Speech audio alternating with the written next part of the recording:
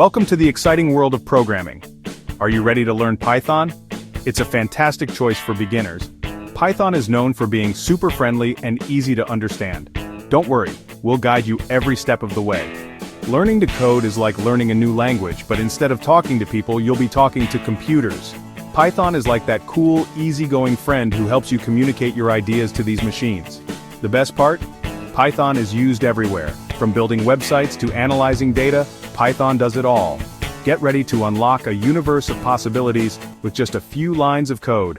Let's begin. Python is a programming language. Just like we use languages like English or Spanish to communicate, we use programming languages to talk to computers. Python is known for its simplicity and readability, making it a favorite among beginners and experts alike. Python was created by Guido van Rossum, a clever programmer who wanted a language that was easy and fun to use. He released it to the world in 1991, and it quickly gained popularity. What can you do with Python? A lot. You can build websites, create games, analyze data, automate tasks, and even explore the world of artificial intelligence. It's like having a superpower in your hands. Before we start writing code, we need to set up our coding environment. Think of it as getting your tools ready for an art project. We'll be using Python's official website to download the latest version. First, head over to the Python website. You'll find a button to download Python. Click it, and choose the version that's right for your computer, whether it's Windows, macOS, or Linux.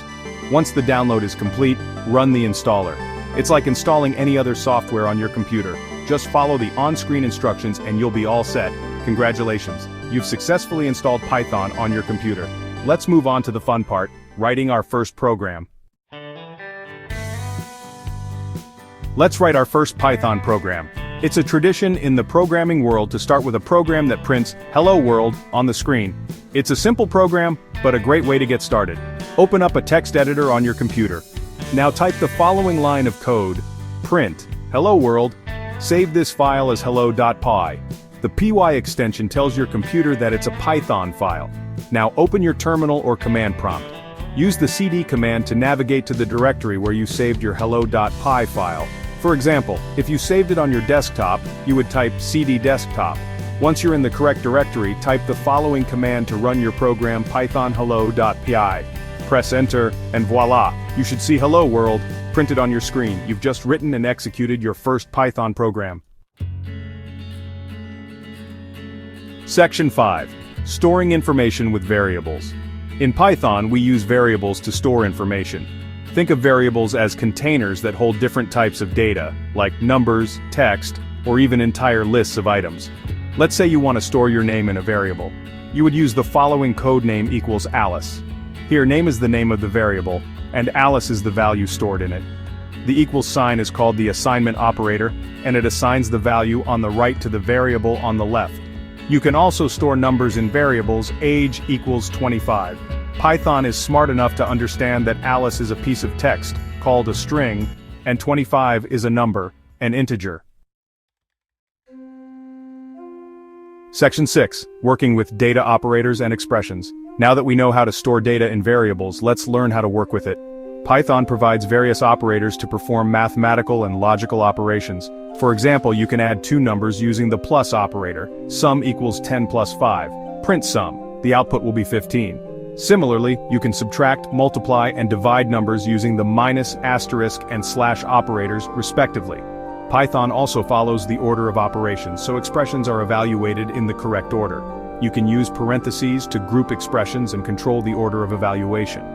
Result equals, open parenthesis, 10 plus 5, close parenthesis, times 2, print result, the output will be 30. Section 7. Making decisions with conditional statements.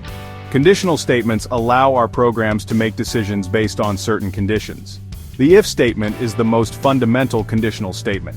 It executes a block of code only if a certain condition is true. Let's look at an example. Temperature equals 28. If temperature is greater than 30, print "It's a hot day, stay hydrated." In this code, the message will only be printed if the value of the temperature variable is greater than 30. We can also include an else block to specify what should happen if the condition is false. Temperature equals 25. If temperature is greater than 30, print "It's a hot day, stay hydrated." Else, print, the weather is quite pleasant. Now if the temperature is not greater than 30, the message, the weather is quite pleasant, will be printed. Section 8. Repeating actions with loops.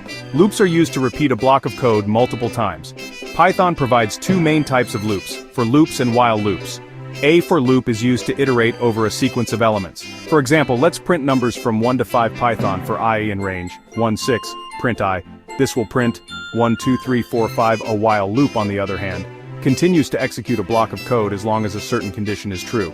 For instance, Python count equals sign 0 while count 5, print count equals sign count plus 1. This loop will print numbers from 0 to 4, incrementing the variable in each iteration.